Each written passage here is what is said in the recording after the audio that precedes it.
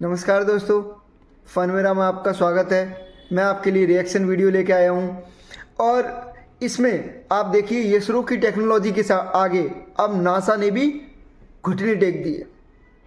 वो आप जानते हैं कितनी बड़ी उपलब्धि जो है इसरो ने पाई है और इसरो की टेक्नोलॉजी के आगे तो नासा ने भी घुटने टेक दिए हैं। तो हम देखते हैं कि जो है इसरो ने क्या किया है। तो आइए चलते हैं। जानते हैं कि आज से कुछ अर्सा पहले भारत की जानिब से इसरो की जानिब से सन मिशन आदित्य L1 के नाम से लॉन्च किया गया था।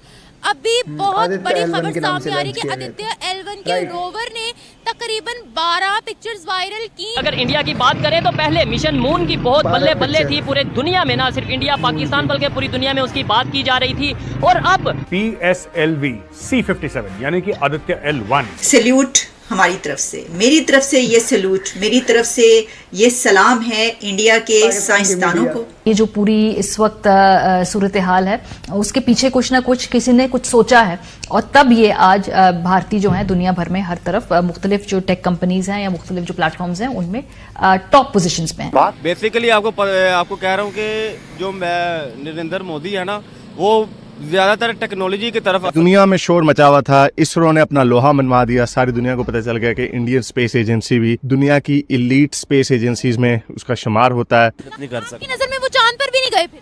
नहीं, बिल्कुल भी नहीं। वो दुनिया के सामने अपना म्यार बुलंद करने के लिए ऐसे बस भर के लोगों ने उनको दुनिया भर के लोगों ने उनको अप्रिशिएट किया है। जय हिंद दोस्तों, भारतीय टेक्नोलॉजी कितनी ज्यादा अद्भुत और कितनी ज्यादा अनोखी है इसके बारे में अंदाजा अब पूरी दुनिया को लग चुका है।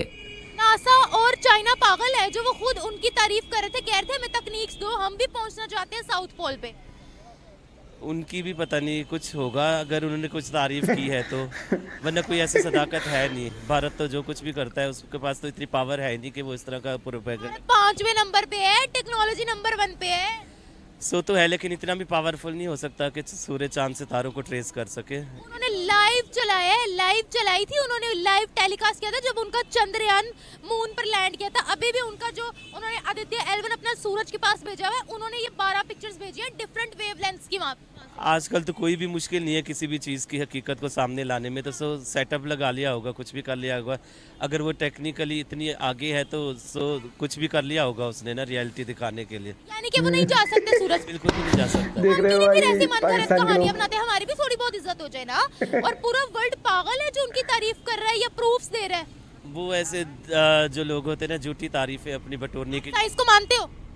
मानते हैं। अब दरअसल हाल ही में इसरो के आदित्य L1 मिशन के द्वारा सूरज की कुछ तस्वीरें ली गईं और इसरो ने इन तस्वीरों को इंटरनेट पर साझा करते हुए लिखा कि भारतीय स्पेस एजेंसी के आदित्य L1 मिशन के द्वारा पहली बार सूरज की फुल डेस्क तस्वीर ली गई। आदित्य L1 के द्वारा ली गई तस्वीरों को आप यहाँ पर अपनी स्क्रीन पर देख सकते हो। सूरज की ये तस्वीरें आपको अलग अलग रंग में इसीलिए दिखाई दे रही है क्योंकि इन तस्वीरों को 11 अलग अलग फिल्टर लगाकर खींचा गया है। यह सारी की सारी तस्वीरें अल्ट्रा वेवलेंथ पर खींची गई हैं और इसरो ने जो सूरज की तस्वीरें खींची हैं वह 200 से 400 नैनोमीटर रेंज की हैं। इसरो के द्वारा सूरज की इन तस्वीरों को खींचने के लिए आदित्य L1 मिशन में एक खास प्रकार के टेलीस्कोप का उपयोग किया गया था और इस खास टेलीस्कोप का नाम था solar ultraviolet imaging telescope. ISRO का यहाँ पर कहना है कि सूरज की जो हमने अलग अलग रंग की तस्वीरें ली हैं तो इन तस्वीरों के माध्यम से हमें सूरज पर फोटोस्फीयर, क्रोमोस्फीयर और क्रोमा के बारे में पता चलेगा। अब अगर मैं आपको ये सब बिल्कुल सीधे शब्दों में समझाऊं तो जिस प्रकार धरती की अपनी सतह होती है तो वैसे ही सूरज की भी अपनी सतह होती है और सूरज की सतह के बारे में जानकारी हमें इन फोटोज के माध्यम से मिलेगी। तो ये इसरो की एक बहुत ही बड़ी उपलब्धि है और इसरो ने सूरज के बारे में बहुत सारी जानकारियां एकत्रित कर ली हैं और बहुत सारी जानकारियां एकत्रित करना शुरू कर दिया है और दुनिया भी अब ये जान चुकी है कि भारतीय स्पेस एजेंसी किसी से भी कम नहीं है और इसीलिए अब नासा जैसी स्पेस एजेंसी भी इसरो से बहुत सारी टेक्नोलॉजी की मांग कर रही हैं। इससे रिलेटेड मुझे ये बड़ी खुशी हो रही है कि हमें नई नई चीजों के बारे में पता चल रहा है, एक नई नॉलेज मिल रही है क्योंकि जब आप नई चीजें सीखते हो तो आपको इंटरनली एक एक खुशी मिलती है। आदित्य L1 के बारे में अगर बात करें तो आदित्य वाकई में हम लोगों को पता था कि सूरज होता है, L1 के बारे में नहीं पता था, लेकिन मुझे ये भी बड़ी खुशी हो रही है कि हमें लैग्रेंज पॉइंट के बारे में पता चल रहा है कि वो क्या होता है और जो सूरज की तरफ जो ऑर्बिटर जो भेजा जाएगी वो किस पॉइंट पर जाकर रुकेगी और कहां पर पार्क की जाएगी।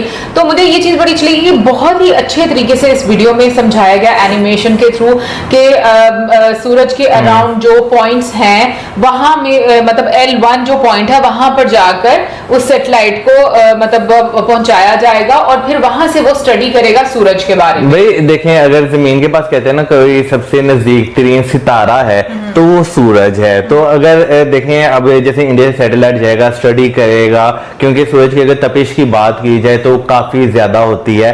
पहले जो है शायद ये हमारे दिन में कहीं था कि शायद हो सकता है कोई इस तरह की टेक्नोलॉजी का जो है उपयोग किया जाएगा कि सूरज के बहुत ज्यादा करीब जो है वो जाया जाएगा, लेकिन क्योंकि एक अच्छा खासा डिस्टेंस जो है वो मेंटेन रखा जाएगा, सूरज से निकलने वाली वेव्स और डिफरेंट तरह की जो उसकी रेडिएशन है उनके बारे में स्टडी की जाएगी, उसका इम्पैक्ट जो है जो जमीन पर होगा उसके बारे में स्टडी की जाएगी। तो मेरा ख्याल है आने वाले टाइम में हम जो एक चीज देखते हैं ना ग्लोबल वार्मिंग का, तो उसमें भी ये चीज काफी ज्यादा हेल्प आउट करेगी।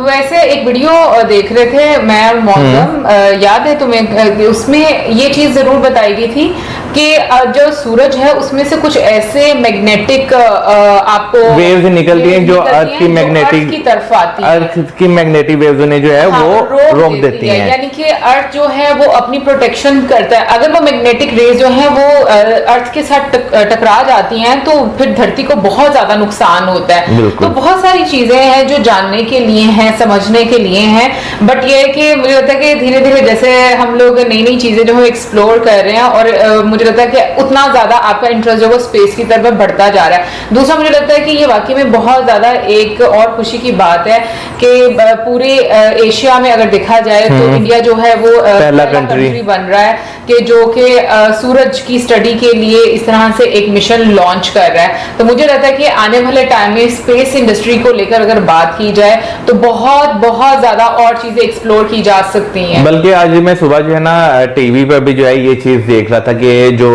मॉर्निंग शो होते हैं उसमें ये चीज डिस्कशन हो रही थी कि जो इंडिया क्योंकि चंद्रयान जो है वो पहुंच चुका हुआ है और अब जो है द्वितीय L1 मिशन जो है उन्होंने लॉन्च करना है, तो वो बात ये की जा रही थी कि अगर देखा है स्पेस की मार्केट जो है वो बहुत बड़ी है और इंडिया जिस तरह सक्सेसफुल हो रहा है तो आने वाले टाइम में इंडिया बहुत ज्यादा शेयर जो है ना मार्केट का वो ग्रैब कर लेगा, क्योंकि बड़े बड़े कंट्रीज जो है वो ऐसे कंट्रीज ढूंढते हैं जो कम बजट में जो है उनके सैटेलाइट जो है वो लॉन्च कर सके। और मुझे ये चीज अच्छी लग रही थी कि पाकिस्तान के मेन स्ट्रीम मीडिया में मॉर्निंग शो में ये चीजें जो है वो डिस्कस की जा रही है, बहुत अच्छी बात है। और लेकिन मैं एक और चीज जरूर बोलूंगी कि एक पर्सपेक्टिव ये भी रखा जाता है कि एक डोमिनेशन जो है वो वहां पर होगी। मुझे लगता है डोमिनेशन के साथ साथ ना जो हम एक्सप्लोर कर रहे हैं, दुनिया को एक ज्ञान दे रहे हैं, वो बड़ा इंपॉर्टेंट है। नो डाउट फाइनेंशियली आपको फायदे होते हैं, बट उसके साथ साथ मुझे लगता है जो आपको नॉलेज का एक भंडार मिलता है वो भी बहुत कमाल का है। दूसरा हम लोग बात करना चाहेंगे जो नासा का पार्कर जो सोलर प्रोब है उसकी अगर बात की तो उसकी तो मैं सबसे पहले ऑर्बिट वो जिस तरह से कर रहा है वो आपने देखा कि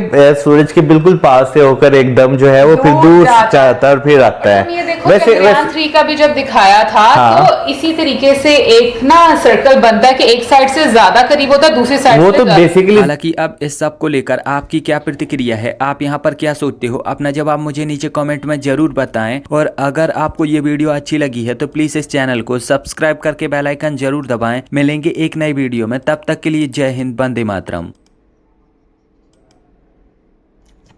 इस सब को लेकर आपकी क्या प्रतिक्रिया है, आप यहाँ क्या सोचते हैं, अपना जवाब जो है मुझे कमेंट में ज़रूर बताएं। और आपको ये वीडियो आपको अच्छी लगी है तो आप प्लीज़ सब्सक्राइब बटन ज़रूर दबाएं। नमस्कार दोस्तों, जय हिंद, जय भारत।